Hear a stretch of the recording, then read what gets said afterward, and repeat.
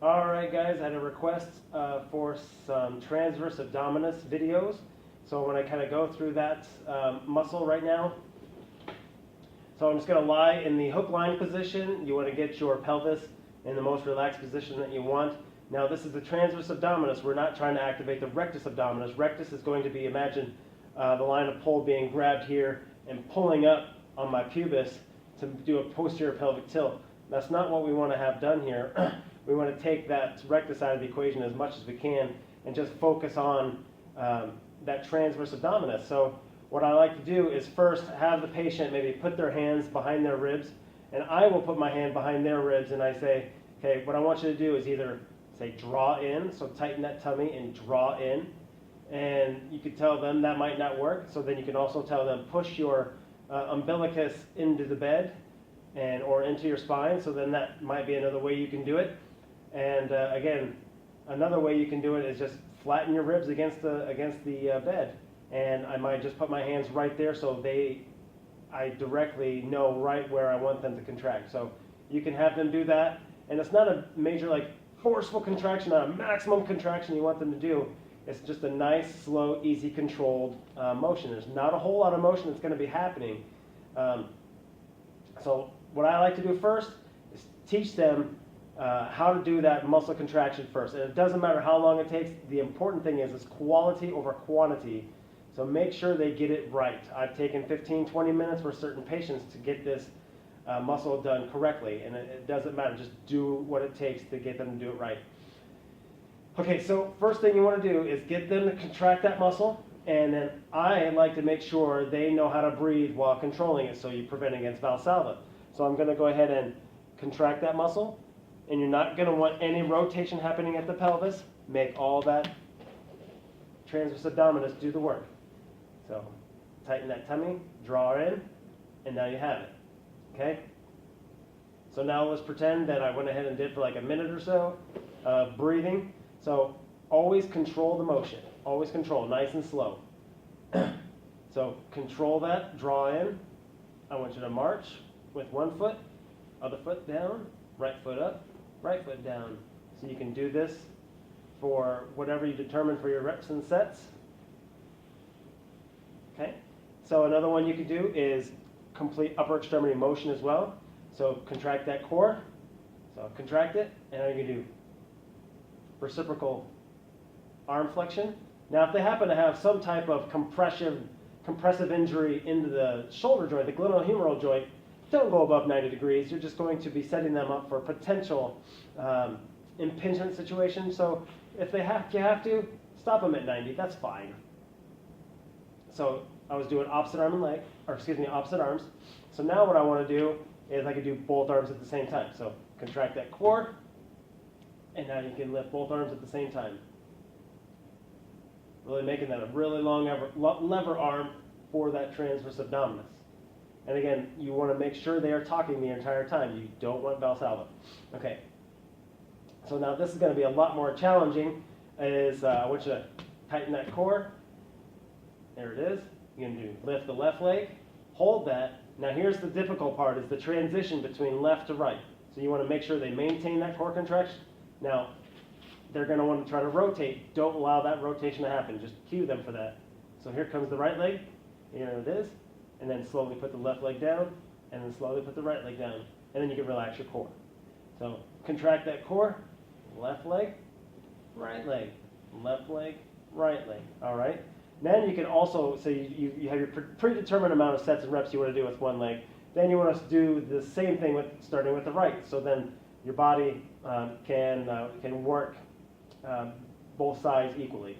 So now I'm going to do the same thing. Contract that core, lift the right leg, hold. Now lift the leg, hold, right leg down, left leg down, and relax. Okay. So contract, right leg up, hold, left leg up, hold, right leg down, and left leg down, and then relax your core. Okay. Another one I like to do is just simple walking out. I like to call it transverse abdominis walkout. So contract that core, slowly walk down, and as the lever arm gets a little bit longer, it's going to be harder, more difficult to hold that. Okay, now bring it back up as you are. There we go. Great. So I might do that for like, again, 10 times. Another one you can do is like opposite arm and leg. So contract that core. Imagine you have like a string that you want to try to pull that leg up with your right hand.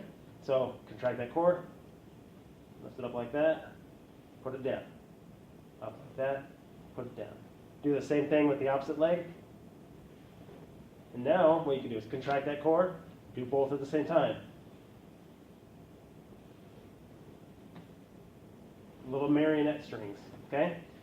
You can also do the same side too. There's nothing wrong with that. So just try to make a variety of exercises for your patients so they stay engaged and they have more fun with therapies instead of doing the same thing over and over again. Better for proprioception that way anyway.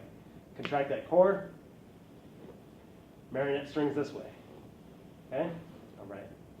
And also do it like this. Maybe keep one leg bent. I like to keep at least one leg bent at all times. That way it helps prevent any excessive shearing happening at the spine. You start with both like opposite arm and leg here that's going to be extended away from each other. So contract that core and then bring it up like so.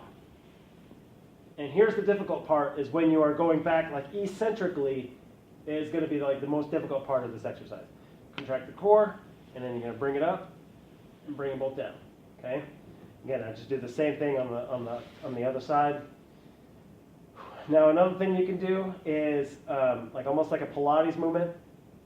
So contract that core, bring your leg up, opposite leg up, kind of come here, and you could do a variety of different things while you're contracting the core. So you might just like do these little flutters like this. You could do like a set of 100 all at once, or you can do like a set of 10 seconds, or like do 10 flutters. And then after you do that, you might want to put leg down, and then relax. Okay. Try to do unilateral, not bilateral, just until they get the strength, because they're going to have a difficult time doing bilateral lifts. They might not have the strength. And again, you don't want that excessive shearing on that lumbar spine, especially if there's pathology. Okay. So another advancing exercise you can do for your patient is contract that core, and then you want to try to do both legs at the same time. And again, I like to stay in the hook line position, have that shorter lever arm. It'd be a lot easier for your patient. So contract that core, flatten that tummy, both legs up at the same time, and slowly lower them down. And then you relax your core. Contract that core, bring them up, put them down. Great. Okay. You can also involve lower extremity with the upper extremity in that if you want to make it more advanced. I'll try it. I have no promises that I can do this at all.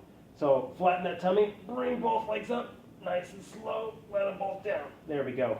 So contract that core, lift both legs up, slowly lower down. Great. Okay, so that's going to be a lot more advanced, okay? I probably am making this look way too easy. Maybe I'm not. Anyway, so another one I like to do is dying bug. I used to call it dead bug, but then I realized dead bugs would look like this. Okay? Dying bug is like a bug on its back, and its arms and legs are like flailing. My flailing is going to be a lot more controlled. So what I want you to do is contract that core, flatten that back, just like so. Bring your leg up, arms overhead, and you're just going to be doing opposite arm and leg lifts. Very slow, very small movements. Now, as your patient gets stronger, you can incorporate much bigger movements, trying to do longer lever arms, but obviously you want to do small ones first. Sometimes I even do something like this, almost like they're running, okay? And you can have their head back, because if you have their head up, you're going to be engaging a lot more of those deep neck flexors and a few of the other muscles. So, okay, I'm going to have to stop. That's really challenging. So dying bug, that's another really good challenging exercise. Of course, this is not all-inclusive. This is just something to kind of get you started on. Your imagination is the limit, so try to come up with some good, safe exercises for your patients while you're activating that core and that transversus abdominis. Remember, flatten the back, draw in, push your umbilicus to your spine or the table. That's it. Good luck.